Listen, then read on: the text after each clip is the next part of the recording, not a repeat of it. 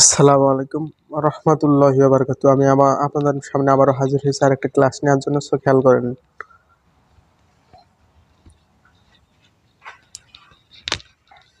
আজকে আমরা জ্ঞানস্থ মাত্রা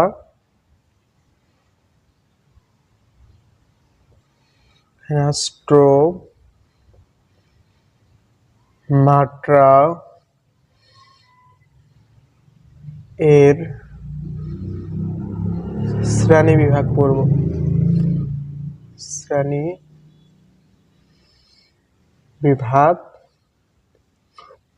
হ্যাঁ,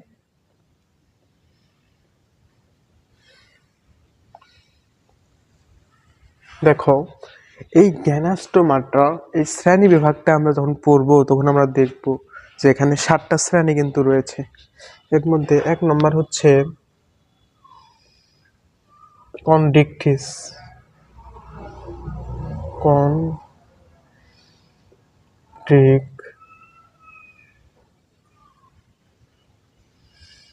কন্ডিকটিস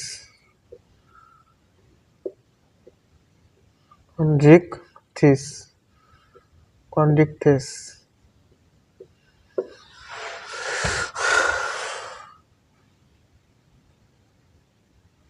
এর 2 নম্বর হচ্ছে অ্যাক্টিনোপটেরিজি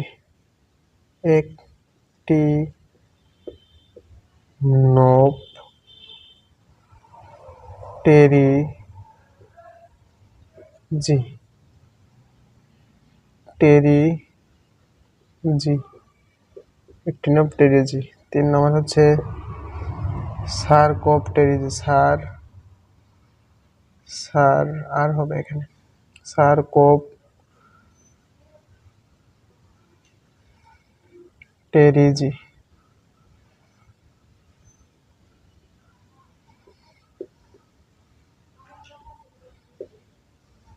4 নম্বর হবে এমফিবিয়া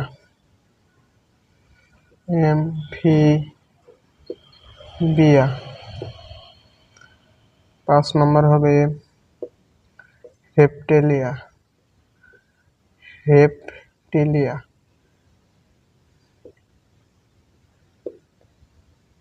6 নম্বর হবে এভিস।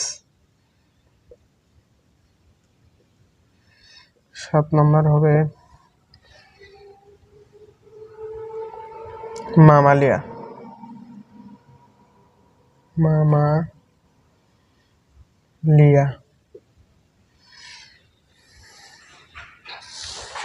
দেখেন বন্ধুরা, এখানে জ্ঞানাষ্ট মাত্রা এই শ্রেণী বিভাগটা যদি হয় তাহলে আমরা দেখবো প্রথমে কন্ডিকটিস, তারপরে 2 নম্বর হচ্ছে অ্যাক্টিনোপটেরিজি, 3 নম্বর হচ্ছে সারকোপটেরিজি, 4 নম্বর হচ্ছে অ্যামফিবিয়া, 5 নম্বর হচ্ছে রেপ্টিলিয়া, আর 6 নম্বর হচ্ছে এভিস, 7 নম্বর হচ্ছে মামালিয়া। হ্যাঁ, এখন এই 7টা শ্রেণী তোমাকে বৈশিষ্ট্য জানতে হবে।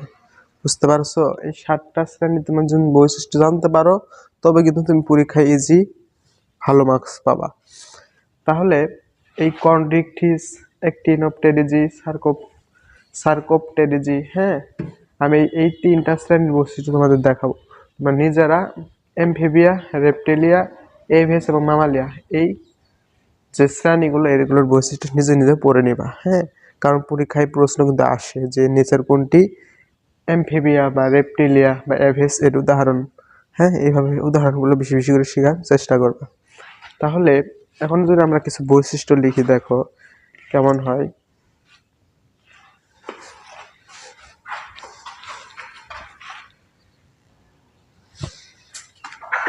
দেখো, এখন বৈশিষ্ট্য তোমাদের জানাই।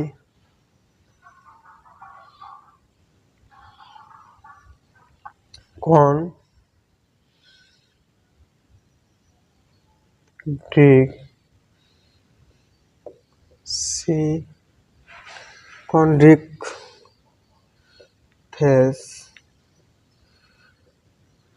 তারপরে হচ্ছে অ্যাক্টিনোপটেরিজি,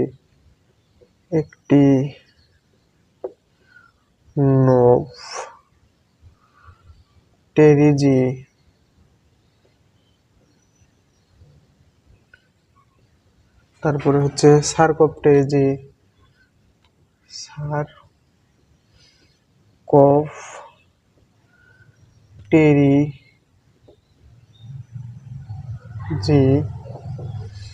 দেখো এর এর এর এই তিনটার বৈশিষ্ট্য মধ্যে আমি কিছু জানাবো। দেখো প্রথমে এই কন্ড্রিকথিস আছে না, কন্ড্রিকথিস এই শ্রেণীর বৈশিষ্ট্য। প্রথমে আমাদের এর যে দেহ আছে না, এর তরুণাস্থিময়, তরুণাস্থিময়,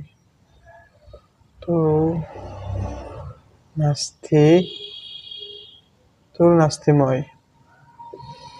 আর এর একটিনোপটেরিজির এর হচ্ছে অস্থিময়।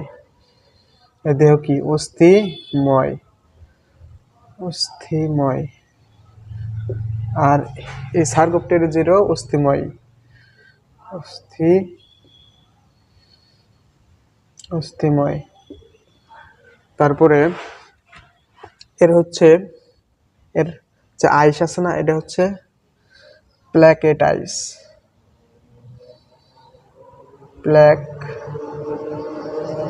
প্ল্যাকেট আইস, এর হলো প্ল্যাকেট আইস। আর হচ্ছে সাইক্লয়েড বা টিনেট,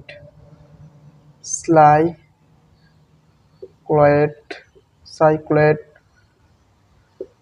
বা টিনেট,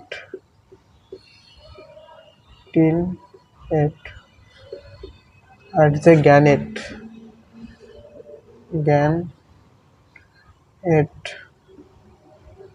আর এর পাখনা আছে না, হেটারো সার্কাল,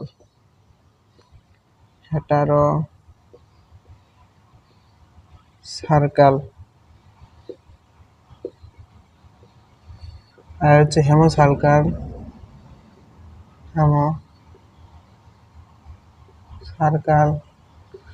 ডাইভার সার্কাল,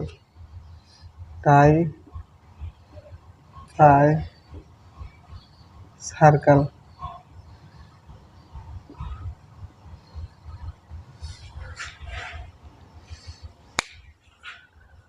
দেখুন বন্ধুরা, এখানে তিনটা শ্রেণী লিখছি। প্রথম সেটা হচ্ছে কন্ড্রিকথিস, একটিনোপটেরিজি, সার্কোপটেরিজি। এখন এর বৈশিষ্ট্য যখন পরীক্ষায় তোমাকে বলবে যে কন্ড্রিকথিস, একটিনোপটেরিজি, সার্কোপটেরিজি এই শ্রেণীগুলোর মধ্যে তোমার বৈশিষ্ট্যের পার্থক্য নিম্নে লেখো, তখন তুমি কি করবা, তখন তুমি এই তিনটা আগে লিখবা। লেখার পরে ছক আকারে যে এর কি, এর দেহ কি তরুণাস্থিময়, আবার এর হচ্ছে কি অস্থিময়, আর এর হচ্ছে কি অস্থিময় লিখবা। আবার এর আইস হচ্ছে কি প্ল্যাকেট, আর এর হচ্ছে সার্কুলেট বা টিনেট, আর এর হচ্ছে কি গ্যানেট, আর এর হচ্ছে কি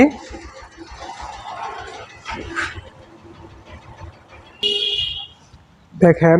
আর এই যে এর কন্ড্রিকথিসের আইস পাখা হচ্ছে হেটারো সার্কাল, আর একটিনোপটেরিজির পাখনা হচ্ছে কি হেমো সার্কাল, আর সার্কোপটেরিজি এর পাখনা হচ্ছে ডাইভার সার্কাল।